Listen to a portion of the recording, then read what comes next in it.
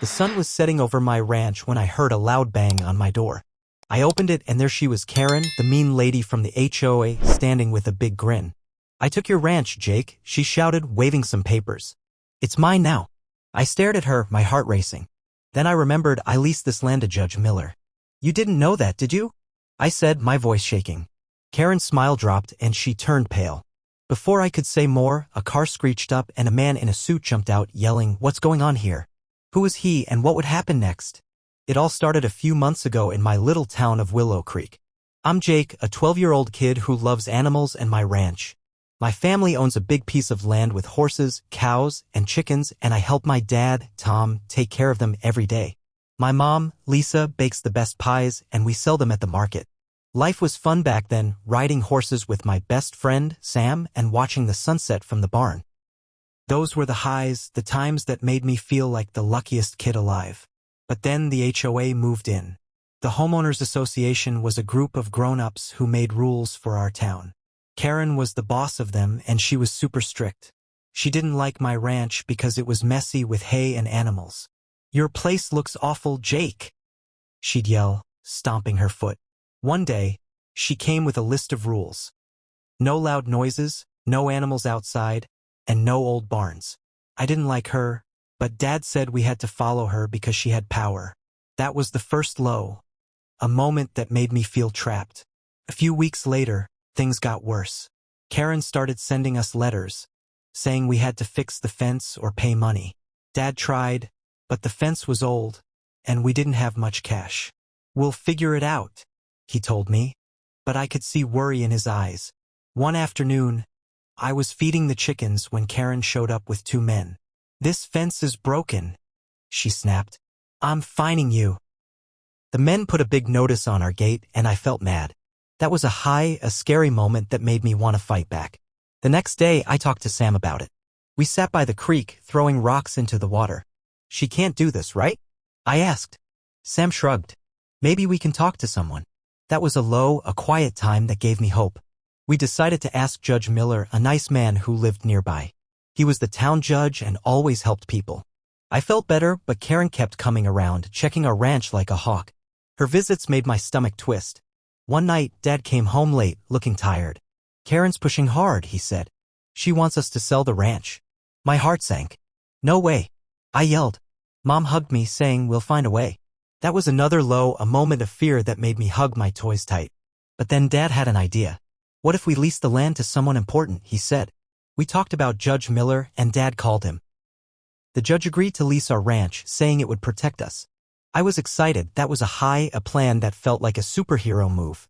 A week later, Judge Miller came to sign the papers. He was tall and smiled a lot. "This land is safe now, Jake," he said. I felt proud watching him and Dad shake hands.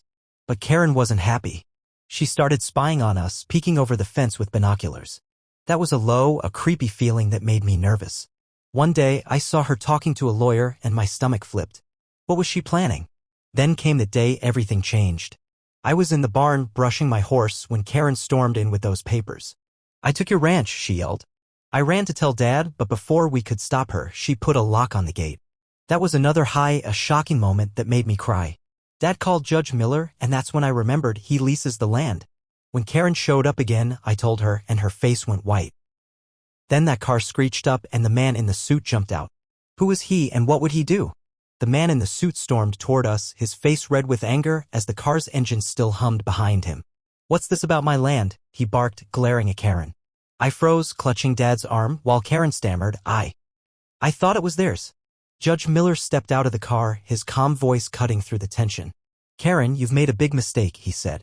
"This ranch is leased to me and I'll handle this." Karen's eyes widened and she dropped the papers. Suddenly, a loud siren blared, police cars pulled up. My heart raced. Were they here to help, or was trouble just beginning? After the shock, the police took Karen aside, asking her questions. Dad held me tight, whispering, "It's okay, Jake." Judge Miller talked to the officers, showing them the lease papers. I watched Karen argue, her voice getting louder, but the police didn't look happy. That was a moment of relief that let me breathe a little. Mom came running from the house, hugging me, and Sam showed up too, his eyes wide. "You're safe now," he said. I nodded, but my hands still shook. The next day, the ranch felt strange. The lock was gone, but Karen's words stuck in my head. Dad worked on the fence and I helped carrying nails. "We'll make it strong," he said, smiling. That was another low. A quiet time that made me feel useful. Mom baked pies, and the smell filled the air, making me hungry. We ate together, laughing about the chickens, and it felt like old times. But I kept looking out the window, wondering if Karen would come back.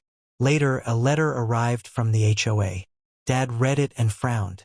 "They're still fighting us," he said. "They want a meeting." My stomach twisted. Another high. A scary thought that made me nervous. Sam came over and we played with the horses, trying to forget. "She can't win," he said. I hoped he was right, but the meeting loomed like a dark cloud. That afternoon, Judge Miller visited. He brought cookies and sat with us. "I'll be at the meeting," he promised. "You're safe with me." That was a low. A kind moment that gave me hope. He told us stories about his old farm, and I laughed when he talked about a cow that escaped. But then he said, "Karen might try something sneaky." My heart sank. What could she do? That night, I heard a noise outside. I peeked out and saw shadows moving near the barn. "Dad," I whispered, waking him. We grabbed flashlights and went out. The shadows ran, and we found a broken fence post. Someone had been there. That was another high. A creepy moment that made me hug Dad tight. We fixed the post, but I couldn't sleep, wondering who it was. The next day, the town buzzed with gossip. People whispered about Karen and the ranch. I played with Sam by the creek again, skipping stones. "Maybe it's over," he said. That was a low. A peaceful break that calmed me. But then we saw Karen driving by, staring at us with a mean look. My stomach flipped. Was she planning more? Later, Dad got a call. His face turned pale. "The meeting's tomorrow," he said, "and Karen's bringing lawyers." That was a sudden scare that made me worry. We sat together, planning what to say, but then a loud crash came from the barn. I ran out and saw a pile of hay on fire. Smoke filled the air, and I screamed, "Help!" as flames grew higher. Flames leaped from the hay pile in the barn, smoke choking the air as I screamed, "Help!" Dad ran toward the fire, grabbing a bucket, while Mom shouted for the hose. I coughed, my eyes burning, and saw Sam rushing with a blanket to beat the flames. The fire crackled louder, and for a moment I thought we'd lose everything. Then the fire truck's siren wailed as it sped up, water blasting the blaze. The heat faded, but I heard a laugh. Karen stood at the edge of the field, watching. My heart pounded. Was she behind this, and what would she do next? After the firefighters put out the fire, the barn was a mess, but safe. Dad hugged me, his face covered in soot. "We're okay, Jake," he said. The firefighters talked to the police, and Officer Mike took notes. That was a low. A moment of relief that let me catch my breath. Mom brought water, and Sam sat with me, his hands still shaky. "That was close," he whispered. I nodded, grateful we were alive. The next day, the ranch smelled like burnt wood. Dad and I cleaned up, stacking the wet hay. "We'll rebuild," he said, patting my back. That was another low. A calm time that made me feel strong. Mom baked extra pies to thank the firefighters, and I delivered them, saying thank you to each one. Their smiles made me happy, but I kept thinking about Karen. Later, Judge Miller came by. "I saw Karen near the barn last night," he said, his voice serious. "We need proof." My stomach twisted. That was a high, a scary clue that made me nervous.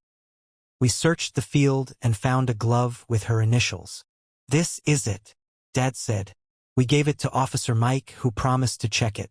I felt a mix of hope and fear. That afternoon, the town meeting loomed. People gathered at the community hall, whispering about the fire.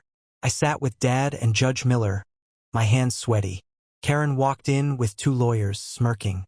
"Your ranch is a hazard," she said loudly. That was another high. A tense moment that made my heart race. Judge Miller stood up, holding the lease papers, and the room went quiet. After the meeting started, Karen argued that the ranch broke HOA rules. "It's dangerous," she shouted. Dad tried to explain, but her lawyers talked over him. That was a low. A frustrating time that made me clench my fists. Judge Miller stayed calm, waiting his turn. I looked at Sam, who gave me a thumbs up, and that helped a little. That night I couldn't sleep. I heard a creak outside and peeked out. A shadow moved near the house. Someone was there. I woke Dad and we grabbed a flashlight. The shadow ran, dropping a bag. Inside, we found matches and a note, "Stay out or else." My blood ran cold. That was another high, a terrifying find that made me hug Dad tight. We called Officer Mike, but as he arrived, a loud explosion shook the ground. Something was blowing up nearby. The ground shook with a loud explosion, and I ducked as a bright flash lit up the night sky. Dad pulled me close, yelling, "Get down, Jake." Officer Mike ran toward the sound, his flashlight bouncing, while Mom screamed from the porch. The blast came from the old shed near the creek. Flames shot up and smoke billowed. I peeked out, my heart pounding, and saw Karen's car speeding away. Was she behind this too? The sirens wailed as more police arrived, but I wondered what if she came back. After the fire was out, the shed was gone, just a pile of smoking wood. Officer Mike came back, his face grim. "We found gas cans," he said. This was no accident. Dad held me tight and Mom cried, but I felt a mix of anger and fear. That was a heavy moment that made me sit quietly by the barn. Sam brought me a glass of water and we watched the police search the area. "She's crazy," he whispered. I nodded, hoping they'd catch her. The next day, the ranch was quiet, but the air smelled like burnt metal. Dad and I fed the animals, trying to keep things normal. "We'll rebuild the shed," he said, smiling weakly. That was another a calm task that let me focus. Mom made sandwiches and we ate with Judge Miller, who came to check on us. He patted my head, saying, "You're brave, Jake." It felt good, but I kept looking for Karen. Later, Officer Mike called. "We matched the glove to Karen," he said. "She's in trouble now." My heart lifted. That was a hopeful turn that made me cheer. Dad high-fived me and we told Mom, who hugged us both. But Mike added she might fight back. My stomach flipped. What could she do next? We stayed alert, watching the road. That afternoon, I played with the horses, brushing their manes.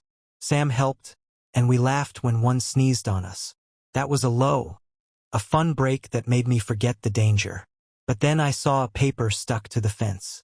It was a new notice from the HOA, saying, "Evict them by next week." My jaw dropped. That was another high. A sudden scare that made me run to Dad. That night, we planned our next move. Judge Miller came over, bringing the lease papers again. "This proves it's mine," he said. "We'll show it at court."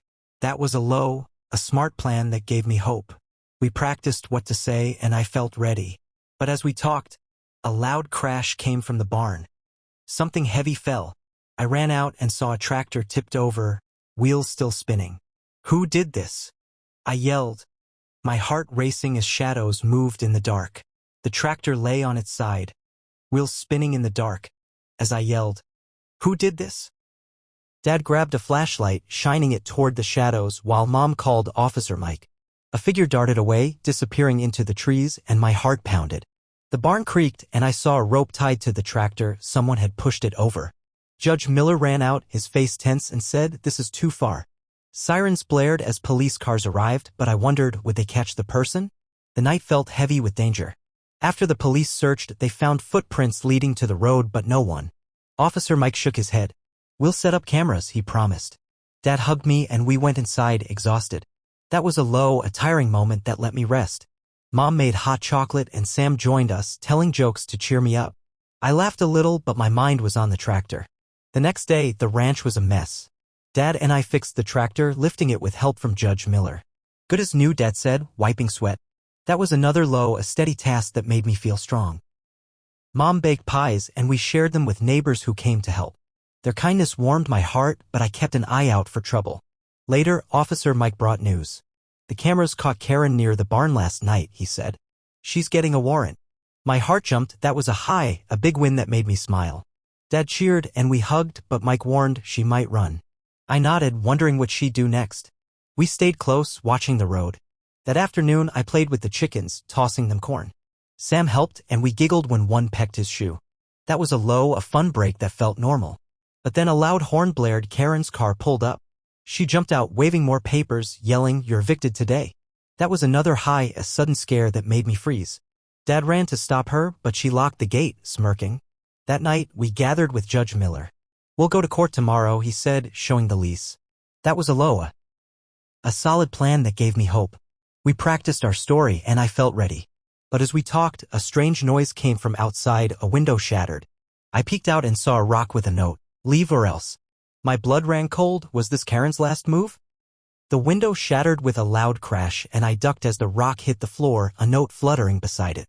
"Leave or else," it read in big, messy letters. Dad grabbed me, pulling me back, while Mom gasped, "Who's out there?" Judge Miller rushed to the door, peering into the dark, and I heard footsteps running away. My heart raced. Was Karen behind this? The police sirens wailed again, growing closer, but I wondered if they'd be too late to catch whoever it was. After the police arrived, Officer Mike searched the yard but found no one. "We'll dust the rock for prints," he said, bagging it. Dad held me tight and Mom cleaned the glass, her hands shaking. That was a quiet moment that let me breathe, though fear still lingered. Sam came over, bringing his dog, and we played fetch, trying to forget the scare. The dog's wagging tail made me smile a little. The next day, the ranch felt tense. Dad and I fixed the window, hammering new panes. "We're not leaving," he said firmly. That was another a steady job that made me feel brave. Mom cooked a big lunch and Judge Miller joined us, praising our courage. "You're standing strong," he said. I felt proud, but I kept watching the gate. Later, Officer Mike called with news. "The prints on the rock match Karen," he said. "She's arrested, but she's fighting it." My heart leaped. That was a big step towards safety that made me cheer. Dad high-fived me and we told Mom, who cried happy tears. But Mike added, "Her lawyers are tricky." My stomach twisted. What would they do? That afternoon, I helped Sam feed the horses, brushing their coats. That was a peaceful time that calmed me. We talked about the trial, and Sam said, "She'll lose." I hoped so, but then a car horn blared. Lawyers arrived. They handed Dad papers, saying, "Court's tomorrow, and we'll win." That was a sudden pressure that made my hands sweat. We rushed inside to plan. That night, Judge Miller stayed with us. "I'll testify," he said, showing the lease again. That was a strong support that gave me hope. We practiced our words and I felt ready. But as we talked, a loud thud hit the roof, something heavy landed. I ran outside and saw a bag of trash dumped over the house with a note, "Last warning." My heart pounded. Was this Karen's final threat? A bag of trash thudded onto the roof, spilling garbage down the sides of the house as I stared, my heart pounding. "Last warning," the note inside read, smeared with mud. Dad ran out shouting, "Who's doing this?" while Mom pulled me back inside. Judge Miller grabbed a broom, sweeping the mess, and I heard a car engine roar away in the distance. Was Karen still out there, even in jail? Police lights flashed as Officer Mike arrived, but I wondered, would this ever end? After the police checked the area, they found tire tracks but no one. Officer Mike shook his head. "We'll add this to her case," he said. Dad hugged me and we cleaned up the trash together. That was a tiring moment that let me rest a bit. Mom made tea and Sam came over with cookies, making me laugh when he pretended to be a detective. It felt nice, but the note stuck in my mind. The next day, the ranch was quiet, but the tension hung in the air. Dad and I fed the cows, talking about the trial. "We'll win," he said, patting my shoulder. That was another calm time that made me feel ready. Mom baked a cake for good luck and Judge Miller stopped by, bringing the lease papers. "We're solid," he said. I felt a spark of hope, but I kept an eye on the road. Later, Officer Mike called. "Karen's lawyers are delaying the trial," he said. "But we've got evidence." My stomach dropped. That was a frustrating twist that made me mad. Dad paced and we talked about what to do. Sam suggested we write down everything and that helped a little. We made a list, feeling a bit stronger. That afternoon, I played with the chickens, tossing them grain. That was a simple joy that calmed me. But then a loud knock came at the door, more lawyers. They handed Dad new papers, saying Karen's claiming the lease is fake. That was a sudden shock that made my hands shake. We called Judge Miller, who arrived quickly, his face stern. That night, we planned with Judge Miller. "We'll prove it's real," he said, showing old records. That was a smart move that gave me confidence. We practiced for court and I felt ready. But as we talked, a strange hum filled the air, a drone hovered above. It dropped a package and I ran out to grab it. Inside was a photo of the ranch with "Mine" written on it. My blood ran cold. Was someone still watching us? The drone buzzed overhead, dropping a package that hit the ground with a thud, and I grabbed it, my hands trembling. Inside was a photo of the ranch with "Mine" scrawled across it in red ink. Dad snatched it, his face turning red, while Mom gasped, "Who's doing this?" Judge Miller stared at the sky, but the drone was gone. My heart raced. Was Karen's team still out there? Police lights flashed as Officer Mike sped up, but I wondered if this was just the start of more trouble. After the police searched, they found the drone's signal came from nearby, but it was abandoned. Officer Mike frowned. "We're close," he said. Dad hugged me and we went inside, the photo burning in my mind. That was a low, a tense moment that let me sit and think. Sam came over, bringing his dog again, and we played outside, the dog chasing its tail. It made me laugh, but I kept glancing at the sky. The next day, the ranch felt eerie. Dad and I checked the fences, making sure they were secure. "We're not giving up," he said. That was another low, a steady task that made me feel tough. Mom cooked a big breakfast and Judge Miller joined us, reviewing the lease. "This will hold," he said. I felt a bit safer, but the photo haunted me. Later, Officer Mike called with news. "We traced the drone to Karen's nephew," he said. "He's confessing." My heart leaped. That was a high, a big break that made me cheer. Dad pumped his fist and we told Mom, who smiled through tears. But Mike added, "Karen's still fighting from jail." My stomach flipped. What could she do now? That afternoon, I helped Sam water the horses, splashing water and giggling. That was a low, a fun break that felt normal. But then a loud bang came from the gate, a truck crashed through. Men in suits jumped out, waving papers, yelling, "We're taking the land." That was another high, a sudden attack that made me freeze. Dad ran to stop them and Judge Miller shouted for the police. That night, we stayed with Judge Miller. "We'll go to court tomorrow," he said, gathering evidence. That was a low, a solid plan that gave me hope. We practiced our story and I felt ready. But as we talked, a loud crash echoed outside. Someone had thrown a rock through the window again. I peeked out and saw a shadowy figure running off. Was this the final push? A rock crashed through the window with a loud bang, glass scattering across the floor as I ducked, my heart pounding. "Stay back, Jake," Judge Miller shouted, pulling me away while Dad ran to the door. The shadowy figure outside darted into the trees and Mom screamed, "Who's out there?" Officer Mike's sirens wailed as he arrived, but I wondered, was this Karen's last desperate move? The room felt tense and I held my breath, waiting to see if the danger would strike again. After the police searched, they found a shoe print near the window matching Karen's nephew's size. Officer Mike nodded. "We've got him," he said. Dad hugged me and we cleaned the glass together. That was a moment of relief that let me relax a bit. Mom made hot tea and Sam joined us, his dog licking my hand. We laughed, feeling a bit safer, but the trial was still ahead. The next day, the ranch buzzed with hope. Dad and I fed the animals, talking about the court. "We'll win," he said, smiling. That was another low, a calm time that made me feel strong. Mom baked a victory pie and Judge Miller came, bringing the lease and records. "We're ready," he said. I felt proud watching the plan come together. Later, we headed to court. The room was full and Karen sat with her lawyers, glaring. Officer Mike testified first, showing the glove and drone evidence. That was a high, a tense moment that made my hands sweat. Dad spoke next, explaining the ranch, and I nodded, feeling brave. Judge Miller presented the lease, and the room went quiet. After hours, the judge spoke. "The lease is valid," he said. "Karen's claims are dismissed." My heart soared. That was a high, a big win that made me jump. Dad hugged me and Mom cried happy tears. But then Karen stood, shouting, "This isn't over." Her lawyers pulled her back, and the room gasped. That was a scary outburst that left me wondering. That night, we celebrated at the ranch. Neighbors brought food, and we laughed under the stars. That was a joyful time that felt like home. Judge Miller said, "You fought well, Jake." I smiled, feeling proud.